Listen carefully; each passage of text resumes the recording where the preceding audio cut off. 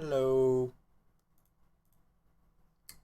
So, I realized recently that I really should be logging my progress on Break the Surface. That's what this game is called. It's called Break the Surface. It's currently in its prototype phase.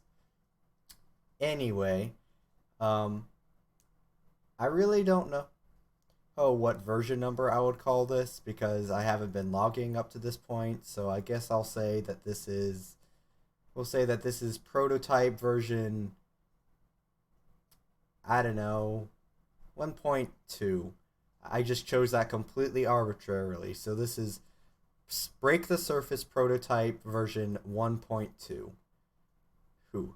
And this number will keep going up, and then eventually I'll get to alpha, beta, release. You know how these things work. I don't even know why I'm explaining these things. I'm making these for myself. Okay. So today, which is May 9th, 2022, I have made the following changes. So first off, there used to be a bug where the player's swing value would be set to a deleted object, and then it would call that object's play function. So this that means that the program would call would be calling a function of a deleted object, and this had the potential to crash the game. And this would most commonly happen if you would rapidly press the attack and dash buttons like. But as you can see from that example, that bug has been fixed. I made sure that that would not happen. There was also a bug where if you, again, rapidly pressed attack and dash, sometimes you would accidentally create another sword swing, and that it would just kind of linger there, and I didn't like that because it was very sloppy, very unpolished. But I removed that, so that will no longer happen. So I can safely say with confidence that sword combos are very consistent and they work very well, they feel good, so on and so forth.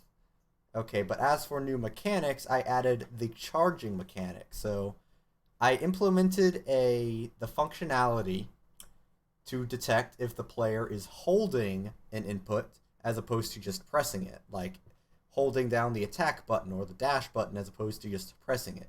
And I use this timer here called hold input timer. Basically how it works is that if it hold an input for, in this case, 2.2 seconds, the game will recognize that as holding the input, and the player will go into a charging state. Hey, so if I were to hold the attack button like this, I will eventually get that blue flash, and that blue flash indicates that my player's next attack has been charged. In this case, like that. So I would charge and then release, and then charge and then release, and then charge and then release. I don't know exactly what the best timing is for that, but that's the general idea behind it. In the charging state, the player is able to move around like this. I also created a new sword animation called Large Sword Swing, which uses the same script as Sword Swing animation here, and it's lit and all at the and it's just a and it's a sword swing that thrusts the player further.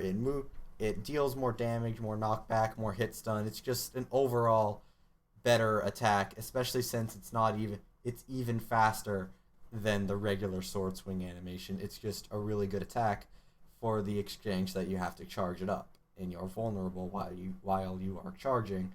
And there's also unimplemented functionality at the moment, but I had the idea that if you got hit, your charge would be interrupted, so you don't want that to happen.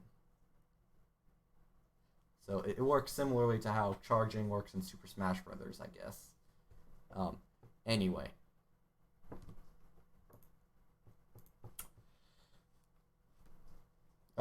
however, currently when I would first implemented the charging mechanic, the game would get confused and would not be able to tell the difference between a regular attack and a and whether or not the player is charging, and I still don't know exactly how to do that.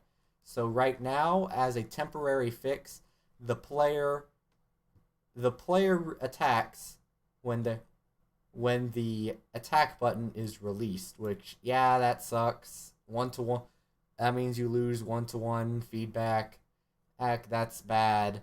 That hampers the game feel. It's not like not by much, but it just feels kind of off in a way.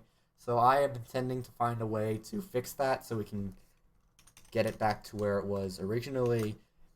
You know, you attack when the player presses the attack button. I wanted to get it back there, but I need to figure out how to make the game able to tell the difference between charging an attack and just pressing the attack button. And yeah, that's really about it. So I fixed the bugs related to combos and dashing and deleted swing objects. Oh, one more thing. If you look in the melee projectile section, I added a new export var called thrust force. And if you look at the player's script variables, you will notice that there is no longer a swing force variable. That's because I have implemented functionality for different melee projectiles to thrust their entities different amounts. So, for example, the sword swing animation thrusts the player forward with a force of 80,000, and the large sword swing thrusts them forward with 120,000. So this way, there's a lot more fun. That way, it helps the larger attacks feel better or feel more impactful. But yeah, that's really everything. This is I would say this is prototype v1.2.1 on May the 9th. I'll probably see you tomorrow. Bye.